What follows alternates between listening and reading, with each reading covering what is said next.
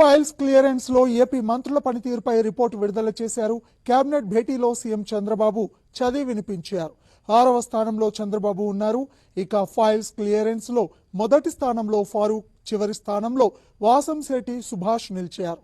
Files వేగంగా clear చేయాలని మంత్రులకు చంద్రబాబు సూచించారు. ఫైల్స్ క్లియరెన్స్ లో 1వ స్థానంలో ఫారూక్, 2వ స్థానంలో కందుల దుర్గేష్, 3వ స్థానంలో కొండపల్లి శ్రీనివాస్, 4వ నాదెండ్ల మనోహర్, 5వ స్థానంలో డోలా బాల వీరాంజనేయ స్వామి, 6వ స్థానంలో సీఎం చంద్రబాబు నిలిచారు. ఇక 7వ స్థానంలో సత్యకుమార్ యాదవ్, 8వ స్థానంలో నారా లోకేష్, 9వ స్థానంలో బీసీ జనార్దన్ రెడ్డి ఉన్నారు.